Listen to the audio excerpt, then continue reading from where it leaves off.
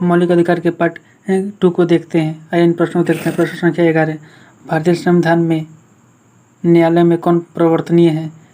मूल अधिकार। प्रश्न संख्या 11 का ऑप्शन नंबर डी। डीपीएसपी न्यायालय में प्रवर्तनीय नहीं है, प्रस्तावना न्यायालय में प्रवर्तनीय नहीं है, मूल कर्तव्य न्यायालय में प्रवर्तनीय नहीं है। प्रश्न संख्या 11 का ऑप्शन नंबर डी। प्रश्न संख्या 12, मौलिक अधिकारों को लागू करने का दायित्व है।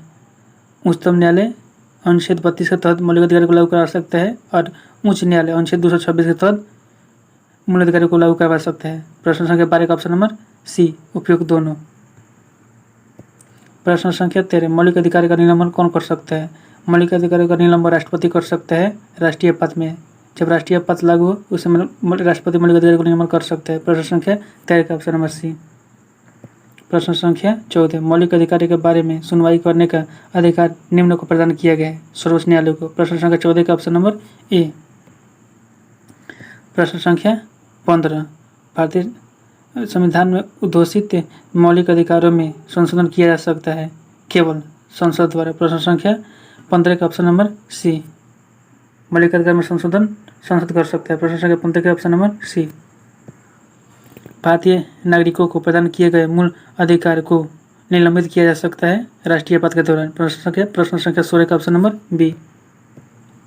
प्रश्न संख्या 17, निम्नलिखित में से कौन से मामले उच्च न्यायालय तथा उच्चतम न्यायालय की अधिकारिता में आते हैं? प्रश्न संख्या 17 का ऑप्शन नंबर सी, मूल अधिकार का प्रवर्तन।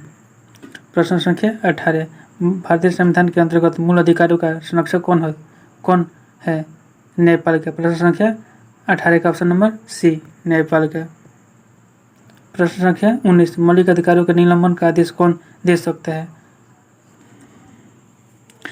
राष्ट्रपति राष्ट्रीय पद में मौलिक अधिकारों को निलंबन का आदेश दे सकते हैं। प्रश्न संख्या 19 के ऑप्शन नंबर डी। प्रश्न संख्या 20, मूल अधिकारों पर आवश्यक प्रतिबंध लगाने का अधिकार किसको है? संसद को। संसद मूल अधिकारों पर प्रतिबंध लगा सकते हैं। प्रश्न संख्या 20 का ऑप्शन नंबर बी। वीडियो देखने के लिए आप लोगों को बहुत बहुत धन्यवाद दोस्तों।